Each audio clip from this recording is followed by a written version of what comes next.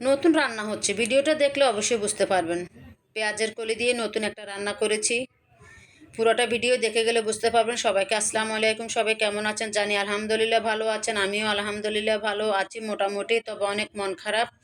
যতই মন খারাপ থাকুক না কেন আমাদের ভিডিও দিতে হবে, কারণ এটা আমাদের একটা কাজ। কাজের জায়গা কখনো অবহেলা করাটা ঠিক না। যেহেতু আমরা এখানে কাজ করতে আসছি, ফেসবুকে কন্টেন্ট বানিয়েছি তো কী হয়েছে, এটাও আমার কাজ। আমি যদি অন্য জায়গায় কোনো একটা কাজ করতাম, সেখানে সময় দিতাম না, সেটারে টাইম মেনটেন করে কাজ করতাম না, অবশ্যই করতাম। সেজন্য আমরা যারা ফেসবুকে কন্টেন্ট মেক করতেছি, ফেসবুকে যারা আমরা আছি, জড়িত আছি, আমরা সবাই জানি ফেসবুকে যেটাই করব না কেন টাইম মেনটেন করে করতে হয়, না হলে সেখানে রিচ এঙ্গেজমেন্ট কিছুই থাকে না। তো সেজন্য যতই মন খারাপ হোক না কেন ভিডিও নিয়ে চলে আসলাম আপনাদের মাঝে। পুরোটা ভিডিও দেখে যান, খুব ভালো লাগবে। আমি সাধারণ রান্না করি, আপনারা সবাই জানেন, গরিবের ঘরের গরিবের আয়োজন। তো এখানে আমি পেঁয়াজের কলি দিয়ে নতুন একটা রান্না করেছি। তবে এই মাছটা আমি যেভাবে রান্না করতেছি সেভাবে যদি আপনারা করেন, তো আমি এই মাছটা প্রথমবার এভাবে রান্না করেছি। তবে মাছ যেমন পেঁয়াজের কলি দিয়ে এই মাছটা করেছি, তবে খেতে অসাধারণ অসাধারণ বলতেছি আপু ভাইয়েরা।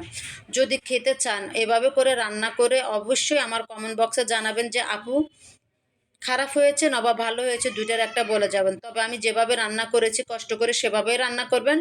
আমি একটু বাটা মরিচ দিয়েছি, একটু কাঁচামরিচ ব্লেন্ডার করা দিয়েছি। আপনারাও আমার মতো করে রান্না করাটা চেষ্টা করবেন।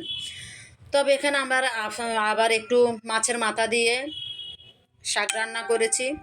আমি শাক আমার লাগে, কারণ এখন শাকের সিজন। ফুলকপি, মূলা এগুলো তো আমাদের খেতেই হবে, কারণ এগুলো আমাদের নতুন তরকারি। কারণ শীতের তরকারি নতুন তরকারি। এখন শাকও এখন মোটামুটি আলহামদুলিল্লাহ শাকও খুব ভালো পাওয়া যায়। সবুজ সবুজ শাক দেখতে তো খেতেও যেমন, দেখতেও তেমন, খেতেও তেমন। আমার অনেক ভালো লাগে। আমার শাক হলে আর কিছু লাগে না। তবে এভাবে পেঁয়াজের কলি দিয়ে মাছটা রান্না করে খেয়ে দেখবেন, আবারও বলতেছি অবশ্যই ভালো লাগবে। তা হাদি ভাই, তো সবার যে উদ্দেশ্যে একটা কথা বলি, আপনারা নিজেকে নিজে চালাক মনে করিয়েন না, কারণ ফেসবুকে আপনি আমি কি করতেছি সবই জানতেছে। তবে কাজটা মন দিয়ে করুন, সুন্দর করে করুন। কারোকে ভিডিও না দেখে কমেন্ট করবেন না, অবশ্যই পুরোটা ভিডিও দেখে একটা কমেন্ট রেখে যাবেন। সেখানে আপনার আমার দুজনের খুব ভালো হবে, ক্ষতি হবে না। যখন আপনি কমেন্টটা রেখে যাবেন তখনই খুব ভালো একটা আপনার এঙ্গেজমেন্ট বাড়বে।